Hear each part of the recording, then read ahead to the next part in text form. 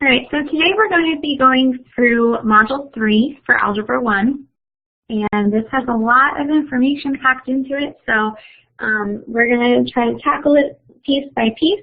And if you have any questions, feel free to let me know, okay? So, starting with 3.01, like the very second page of 3.01, you saw this list of exponent properties. And it may have been something you skimmed through and moved on. It may have been something you saved and put in your notes. But this list of properties is extremely important to have in your notes for when you're doing any sort of problem in Module 3. And it's important in later modules too, but for now we're focusing on Module 3. This is just a list of how to work with different exponents and what each different type of exponent means. So I'm not going to go through each one because that would take probably 20 minutes alone. And I think that lesson 3.01 does a really good job of going through examples of this. Also, your IXL website has a lot of extra practice working with exponents. Just make sure you're really comfortable seeing exponents and knowing how to distribute them and how to rearrange them into simplest forms, things like that. And I just wanted to put this up there so that you have this in your notes. If you don't have this in your notes, as soon as this live lesson is over, go to lesson 3.01 and there's a link you can save. It's a printable form or you can save it to your computer. So we're going to just do a few examples of it, explain how the quotient of powers was used to simplify this expression. So what do you guys think? How could we simplify this using quotient of powers?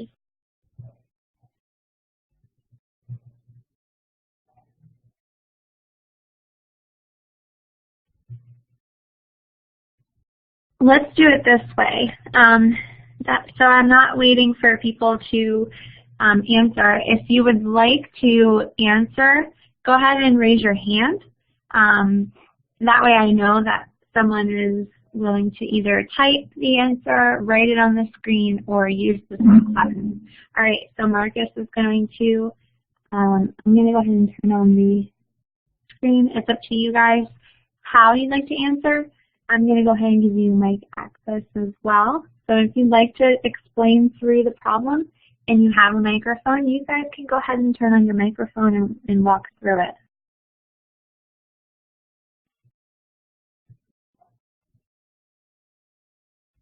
Okay, so Vincent explains divide two powers with the same base and subtract the exponents. Good.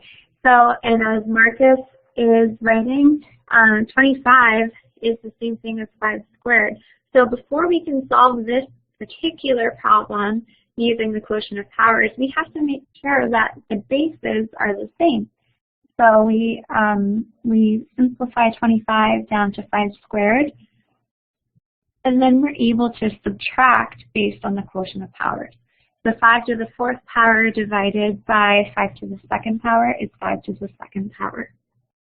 Very good, nice work.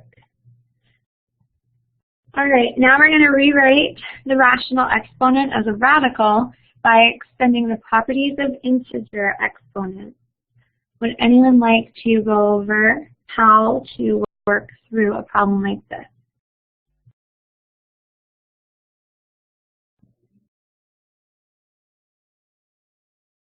Okay, so I'll go ahead and explain through it. Basically, we have to create fractions with the same denominators first. So 7/8 has a denominator that 1/4 can be turned into. So we'll turn 1/4 into a fraction with the denominator of 8. The equivalent fraction to 1/4 would be 2/8. So that is our first step. Now we can subtract because the bases are the same. Now we subtract 7/8 minus 2/8, and then we get an answer of 2 and 5/8. So 2 is still our base, and 5/8 is our exponent. So now we have to apply the properties of integer exponents, so or rational exponent property. Basically, this says when you have this fraction as a power, where a number is raised to a fraction, it can be converted to a radical. The numerator becomes your exponent, the denominator becomes the index of the radical, and your base goes underneath of your radical as your radicand. So, setting this up, that means that 2 would be under the radical. The 5, which is the numerator, would be your exponent to the base or inside your radical sign. And then your index of your radical is your denominator. So this is a multi-step question. Do you guys have any questions about what exactly we had to do in this situation?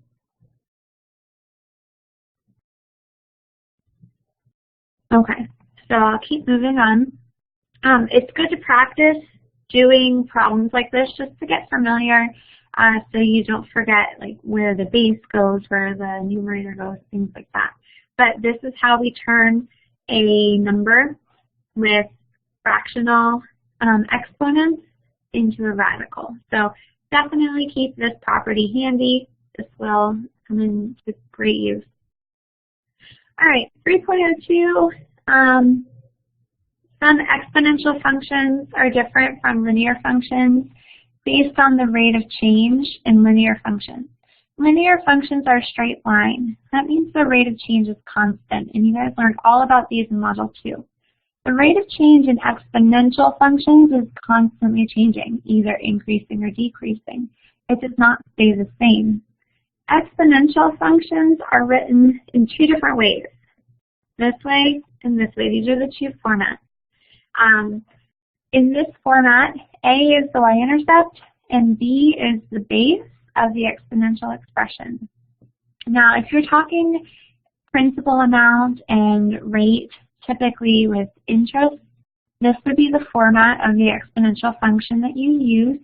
P would be the principal amount or the initial amount. R is the rate of change in decimal form, which is usually the percent.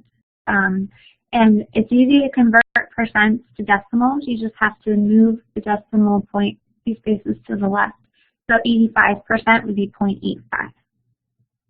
Now, with the power of a power property, it's important to note that when you have a function like this, and it has an exponent that is a number next to the x, you do need to distribute that exponent to the number that's inside of these parentheses. And we'll go over an example like that in a minute. Another thing you have to do in 3.02 is create exponential functions from real-world scenarios. And we'll go through that in just a moment as well. So exponential functions, like I said, these are the 2 formats. Make sure you have these in your notes. This is just the summary from 3.02. Power of the power property, make sure this is in your notes as well. Okay, so write an equivalent function to f of x equals 2 times the quantity 5 raised to the power of 2x. So remember, when we see a problem like this, where the exponent is a number and a variable x, we just have to take that number 2 and distribute it inside the parenthesis. So what would 5 squared end up being?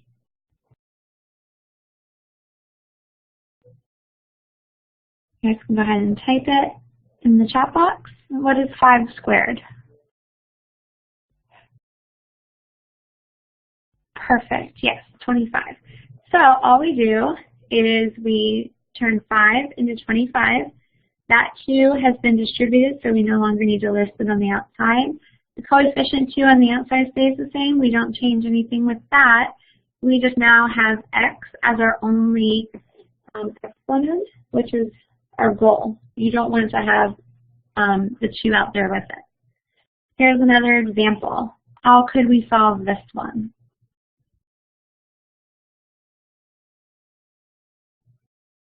Anyone like to volunteer to go through this?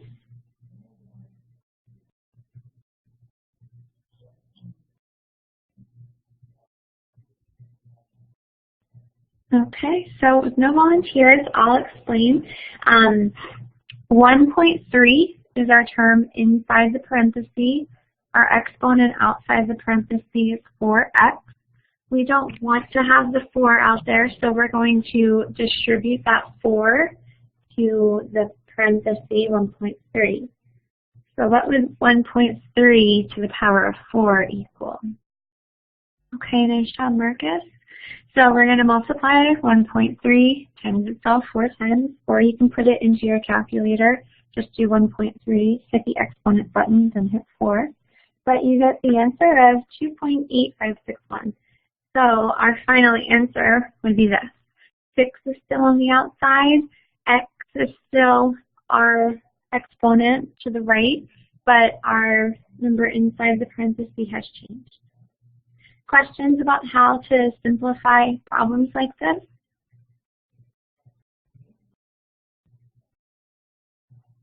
Okay. All right, so here's another example. The price of bronze has increased by 10% per year from 2000. In the year 2000, Harry bought a bronze medal for $120. Write a function, f of x, that can be used to represent the price of the medal x years after 2000. So we're going to start with f of x because that's what it has identified as being our function value. You can write really any letter. It could be g of x, it could be h of x. It doesn't really matter. It's just that the problem specifies this is what we should use. So that's the first thing we're going to write. Now, we're going to take 120. Great job, Marcus. That's exactly right. Very good. We're going to take 120 because that was the initial amount that he bought it for. And then the year 2000 doesn't matter. That's just another number that was given. What matters is that you know the percent increase. So 10% per year would be 1.1. And the reason it's 1.1 and not just 0.1 is because it says increase. An increasing exponential function will always have a value higher than 1 in this section right here. And we will go over that a little bit more later. So because it's increased per year, you have to take into consideration that at this year that it was purchased, $120 was 100% of the value. It's gone up, so it's 100% plus 10%. So an increase by 10% will always be added to a value of 1. Does that make sense? So like an increase, let's say if it was an increase of 40%, we would do 1.4 because that 100% is there initially, and then it increased 40% each year, so that would be the decimal we choose for that. All right, so like I said, growth in an exponential expression results in a curve that goes up from left to right. The base of the exponential expression will always be greater than 1. That shows growth. So the number in the parenthesis is the base of your exponential expression. If it's greater than 1, you can tell just by looking at the equation that you're going to have a graph that is increasing from left to right and curving upward.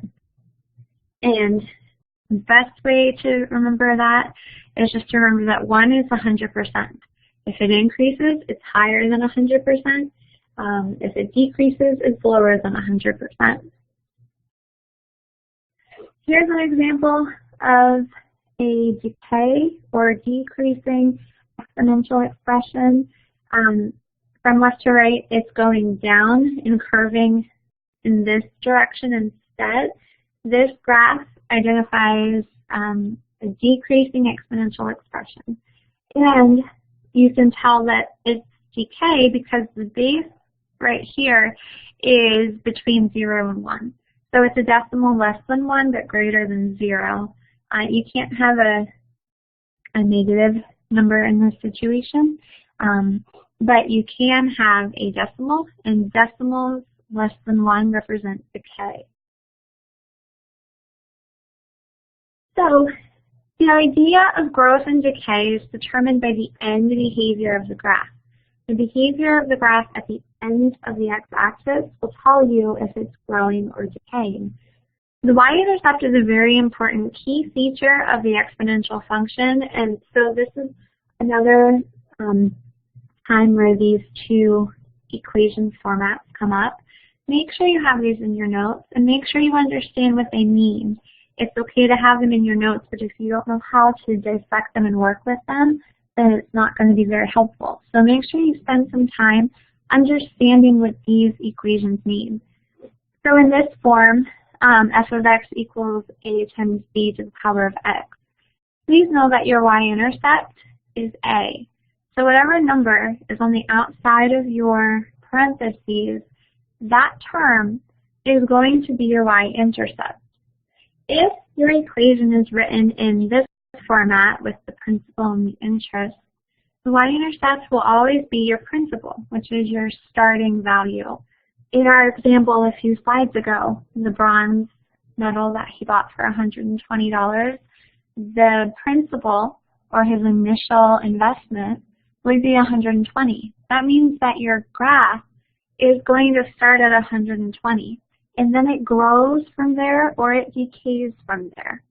So it's important to know that these two terms are going to always be where your graph is going to start. In real-world scenarios, the y-intercept is the starting value. A penny that doubles every day for 30 days has a y-intercept of 0.01 because a penny has an initial value of just being 1 cent. So don't overthink things sometimes if you aren't sure what the starting value is. Like if you were told a penny that doubles every day for 30 days, write a function equation for that or an exponential equation for that, you might not initially think of what the value is, the starting value. But just remember, you can use some common sense to apply to these problems. It won't always bring out a clear and defined starting value. Sometimes you have to decipher that for yourself. So don't overcomplicate it. Don't get too concerned because you can't find it in the problem. Just sometimes you just have to think to yourself, well, what is a penny's value? Another example of real-world scenarios, if you have a problem that says something like a mortgage with a principal amount of $200,000, that means that your principal amount, your starting value, your y-intercept is going to be $200,000. Another example, 800 isotopes that decay by half every 2 years. That's going to start at 800. So here's an example for you. I'd like for you guys to read through it with me and then let me know if this is a growth or decay. And we're going to explain the domain and range for this scenario, and then we're going to explain what the y-intercept represents. Okay? So to start off with, the amount of weeds in a park is decreasing according to the function f of x equals 250 times the quantity 0.87 raised to the power of x, where x is the number of weeks since volunteers started cleaning the park. The volunteers are only scheduled to work for 10 weeks. Classify this graph as growth or decay. So is this graph growth or decay?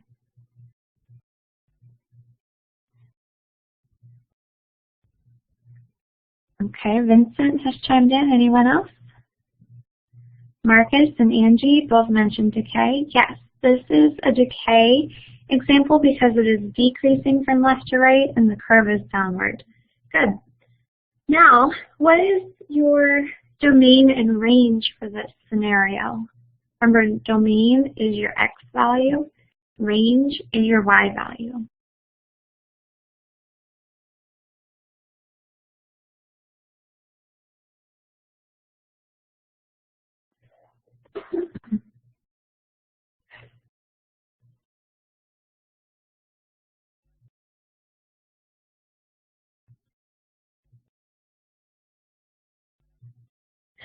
Okay, yes.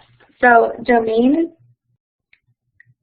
would be integers, where 0 is less than x, which is less than or equal to 10. So good job, Marcus. 0 is included because that shows the number of weeds before the volunteer started working. So the range then would be integers where 62 less than y, which is less than 250. Only integers would be acceptable. Since it's the number of weeds, you couldn't go into like negative numbers or fractions. So that would be your range. And the reasons we stop at 62, looking at our graph, once it gets to 10, it's approximately right there between 50 and 75. So any number, if you plugged it in and did the math, you would have gotten 62, or you can tell by the graph. All right, so the y-intercept is 0 to 50, represents the number of weeds before the volunteer started working. All right, another example, a tennis competition has eliminations each round. The table below shows the number of teams in each round of the tournament.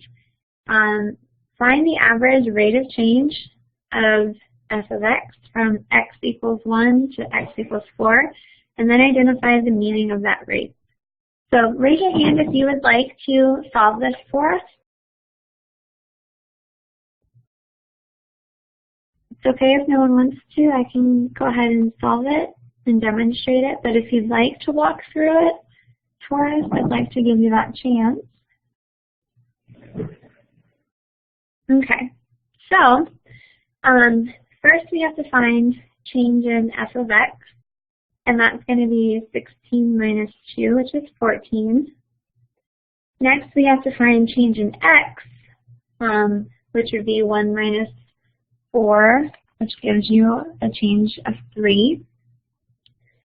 And then you have to put those two together. Change in f of x or change in y would be 14 over negative 3. So basically this rate of change means that there were 14 less teams every 3 rounds. So in 3 rounds it went from 16 to 2. So here's another example of figuring out percent of increase. So this table shows expressions that represent the sales of 2 companies. So just looking at their equations, which company has the largest percent of increase? A or B? What do you guys think?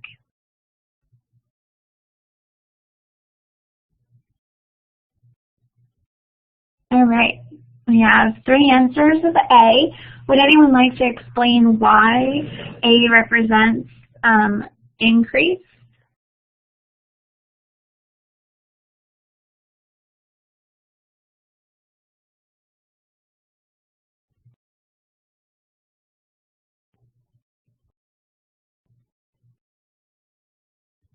Yeah, it has that higher rate of change. Can someone tell me which 2 numbers you're comparing to make that decision?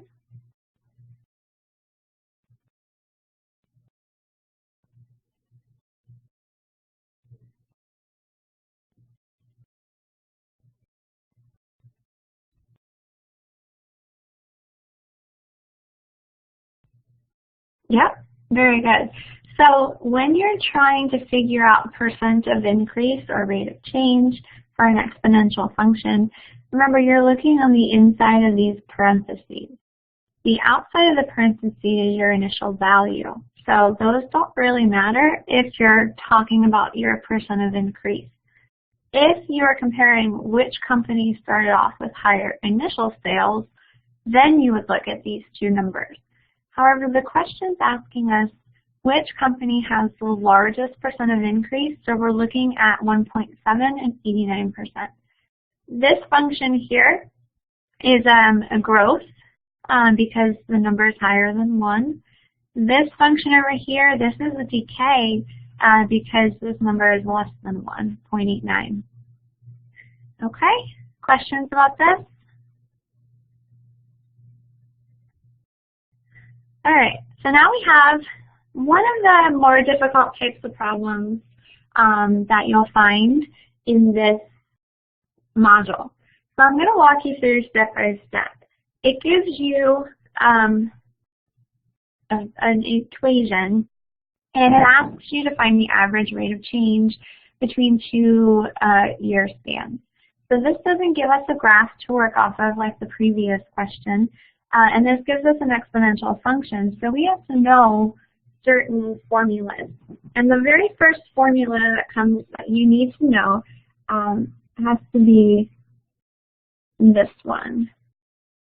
And I did not have a chance to type this all out, so I apologize. You're going to have to bear with me as I handwrite it all for you. But this is the formula that we're really, really going to need to solve problems like this. So this is a 2 or 3 step type of problem. We can't just plug anything into this formula yet. We have to figure out f of b and f of a. Now, we get b and a from the end of the question, 3rd year and 5th year. So f of b has to be our larger value, which is going to be the 5th year, and f of a is going to be the 3rd year. So I'm going to have to plug in 3 and 5 into the formula or into the equation to figure out the values for these terms up here. So starting with x equals 3, let's say x equals 3 and x equals 5. Those are the 2 things I want to solve. So I'm going to plug these terms into this equation. Okay? That's the first step.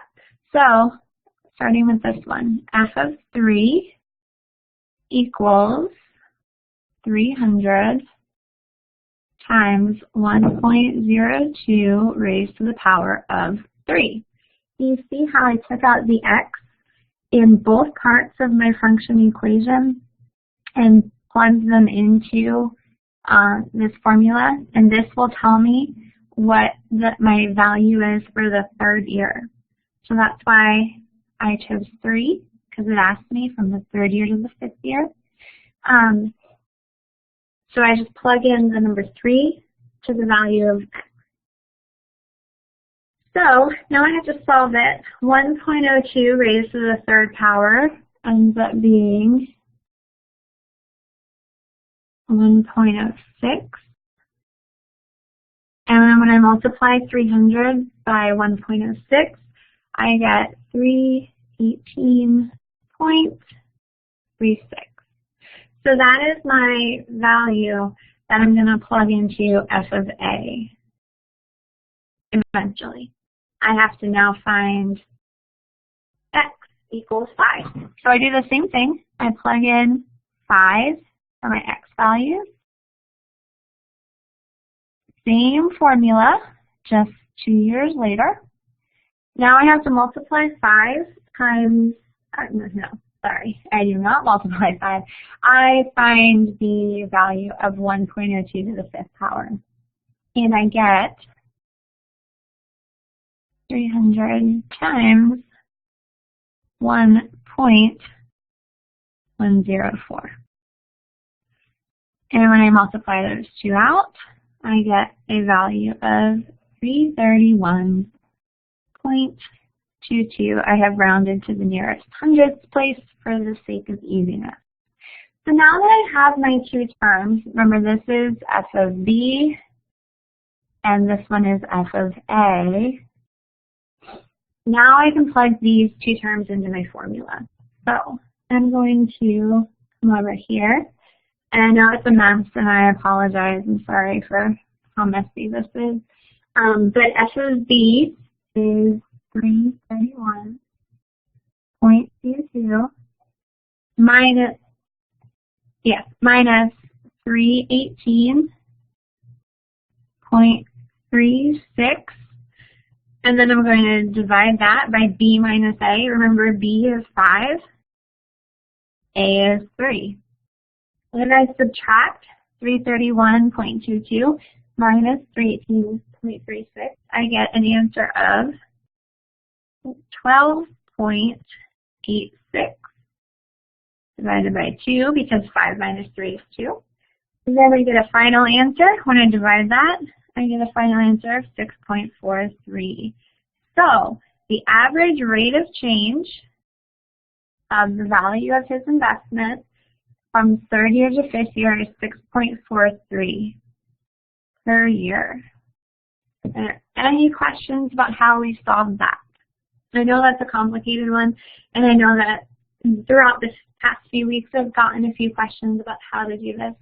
I guess the key thing to take away here is you have to figure out the values of f of b and f of a before you can use this formula. But make sure you know this formula. This is super, super important. There are questions like this on your test. So my advice to you is just do a lot of practice problems. Get comfortable with figuring out problems like this. The more you do it, the easier it's going to be to do on your test. Just because, you know, practicing math is such a huge part of truly understanding it. So if there are no questions, I'll go ahead and move on. So, like we said, exponential growth and decay. Growth is when the graph is increasing. The base of the exponential expression must be greater than 1. Decay is when the graph is decreasing. The base must be less than 1. These are such important things that keep getting repeated throughout the whole module. Make sure you understand these things. In order to compare functions, focus on the key features available. Y-intercept is always available. Increasing versus decreasing, that's available. Rate of growth is always available. And then your average rate of change should be easily available. Justin, do you have a question?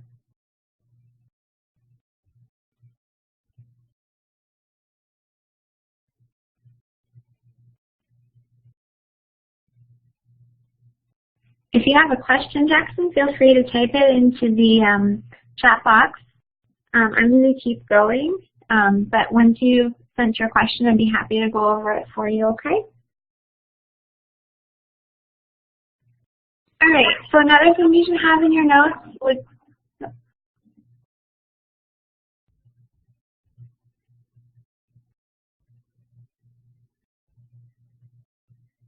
if you have a question, you can go ahead and ask it if you're on the mic. It's not letting me type into the chat box.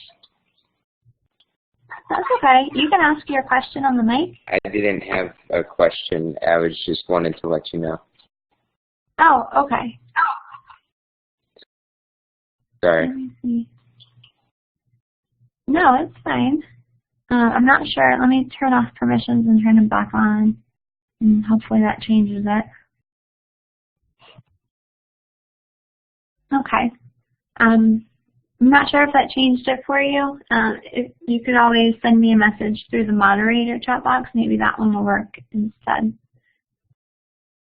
So effects on the graph of a function, it's really important to have these on your notes. When you have, you know, the plus k or the plus k over here, that's going to be a vertical shift. When k is positive, it moves up the y-axis. Negative will shift it down, however many units it is. The horizontal shift comes with h.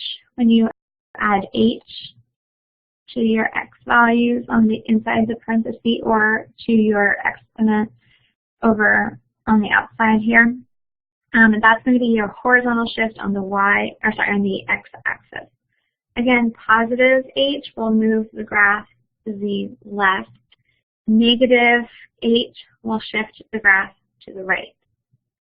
And then when you have the negative value inside your equation, that just gets reflected over your y-axis. Same for a negative exponent. All right, so an example of this, when the function f of x equals 3 times the quantity 2 to the power of x, when that's changed to the same thing but minus 11 on the right, what is the effect? What do you see on the graph?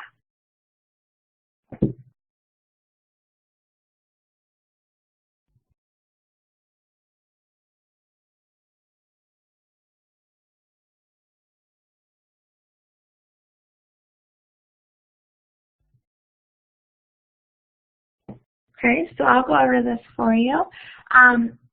When you have the shift with a negative number, it's going to go lower, so that means your y-intercept will be 11 spaces lower. Okay, questions about that one? All right. 3.06 talked about sequences and just figuring out what the sequences are.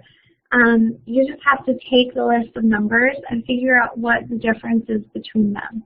So here's an example. The first 4 terms of a sequence are shown below. Write a function that best defines the sequence. So how are these numbers changing? Are they increasing or decreasing, and by what amount? What would you guys say?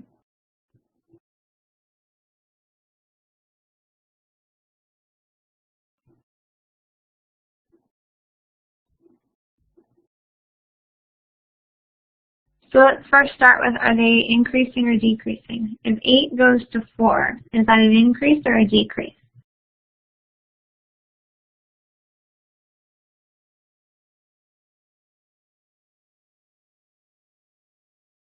Okay, good. It's a decrease. How much of a decrease? What number is it decreasing by?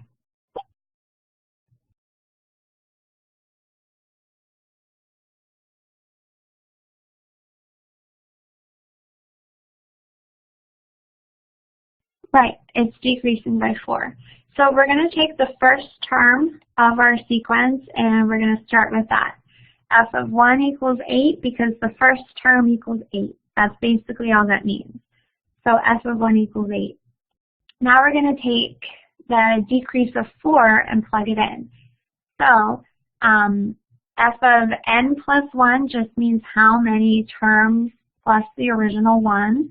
And then that's going to be equal to f of n minus 4. So f of n minus 4 just means that every new number in the sequence is going to be 4 less. So n, right here, let's say we plugged in 2 for n. That just means that your second term has subtracted 4 2 times. And that n is greater than or equal to 1 just means that you can't have a term in the sequence less than 1 because your first term in the sequence is right here. There are no other terms on this side of the sequence, so you can't have a term for, you won't have a number in the sequence at the 0 or at -1 because your first term is 8 and the whole sequence only goes to the right from that point. So this would be how we would write a function that describes this or defines this sequence. The first step, like I said, is figuring out the first term, which is 8. So f of 1 equals 8. And then anytime you add a number in the sequence, you are subtracting 4. Now, another couple of terms, creating exponential functions from data points. When you're given 2 input-output pairs, it's possible to create the exponential function that contains those points. You have to first figure out the number of times the base is multiplied. You then have to use properties of exponents to solve for the base. And then you have to use either a point on the base in the function, which your function equation, that should be an exponent right there, and then you solve for the coefficient. So here's an example. If 2 companies have presented their cost for a movie subscription, which of these plans has a lower initial monthly cost?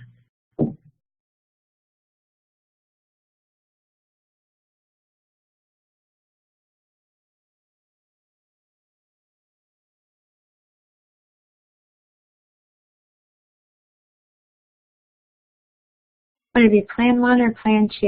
A lower initial cost.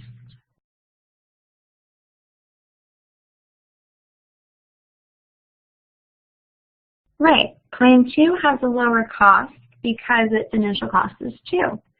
2 is lower than 4. Now, which will cost more over time? Plan 1 or Plan 2?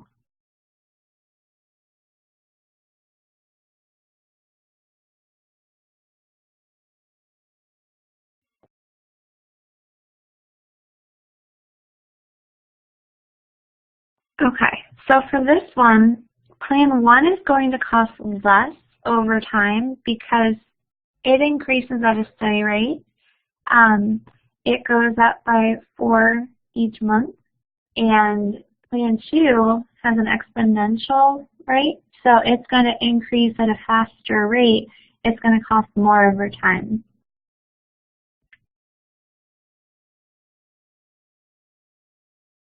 Okay, so my last question for you guys, the same amount of trash from a landfill is recycled every day. The function below shows the total number of tons of trash for N left in the landfill after X amount of days. Assume that new trash is not added. So there's your equation, N equals 60,000 minus 1,500X. What does the number 1,500 represent in this situation?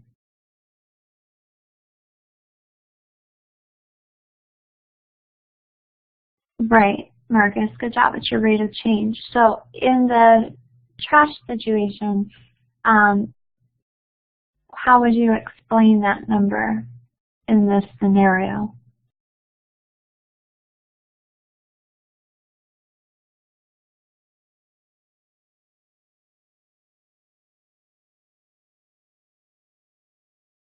You have to look back to the paragraph that explains the problem. What is changing every day? What is your rate of change focusing on?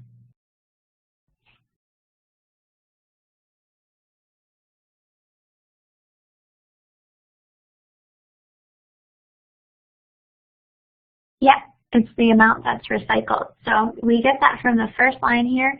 The same amount of trash from a landfill is recycled every day.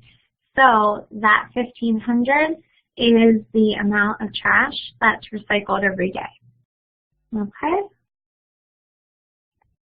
All right, so those are just a few of the types of questions that I pulled from your Module 3 review that I think are going to be really helpful for you on your test. If you have any other questions about different types of problems, feel free to let me know, and I'll be happy to set up a time to go over these questions. Great question, Marcus. Yes, tomorrow there's a DBA drive-through from 12 to 1:30. So if you're ready for your Module 3 DBA, I highly recommend doing the drive-through. It's just a lot easier for Algebra to be able to see your questions and explain them, after working them out. So yes, tomorrow, Wednesday, the drive-through is from 12 to 1:30. And there's always an announcement on the announcement page announcing when the DBA drive-through is going to be. Some weeks it's Wednesday, some weeks it's Thursday. It just depends on what else is going on that week. But yeah, I'll be in my office 12 to 1:30 tomorrow. If you're ready for your DBA, feel free to stop by. If you guys don't have any questions, though, you're free to go. Thanks for joining me today. And please let me know if there's anything I can do to help you, okay?